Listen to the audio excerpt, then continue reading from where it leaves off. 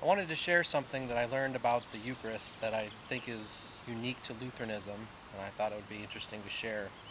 This is from a reading from Against Heresies from Irenaeus. Just to give you an idea, Irenaeus was a disciple of Polycarp, who was a disciple of John the Apostle. So that distance would be like from you to your pastor to the guy who taught your pastor. So it's not that far off. I'm going to read a little bit from here, and I'll put all the information down below.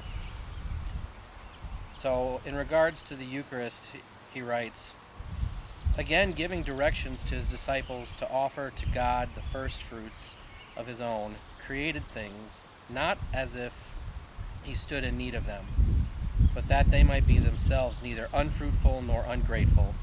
He took that created thing, bread, and gave thanks, and said, this is my body, and the cup likewise, which is part of that creation to which we belong, he confessed to be his blood, and taught the new oblation of the new covenant, which the Church, receiving from the apostles, offers to God throughout all the world. He goes on to say,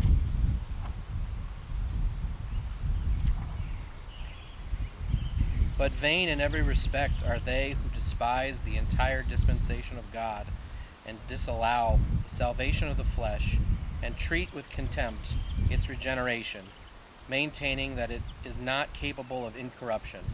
But if this indeed does not attain salvation, then neither did the Lord redeem us with his blood, nor is the cup of the Eucharist the communion of his blood, nor the bread which we break the communion of his body.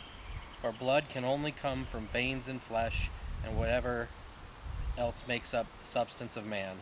Such is the word of God was actually made.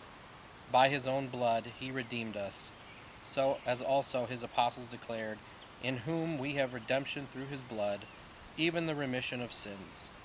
And as we are his members, we are also nourished by means of the creation, and he himself grants the creation to us, for he causes the sun to rise, and sends rain when he wills.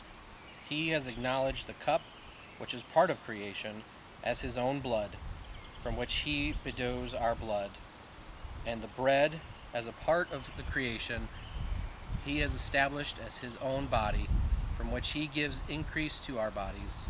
When, therefore, the mingled cup and the manufactured bread receives the word of God, and the Eucharist of the blood and the body of Christ are made, from which things the substance of our flesh is increased and supported, how can they affirm that the flesh is incorruptible, or incapable of receiving the gift of God, which is life eternal, which flesh is nourished from the body and blood of the Lord, and is member of him?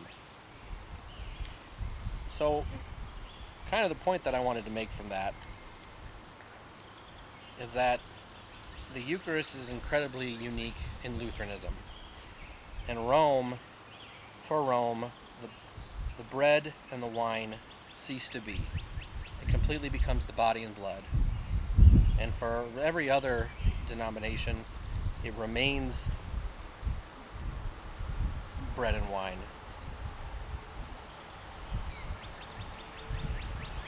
In Lutheranism, the elements are both body and blood, bread and wine,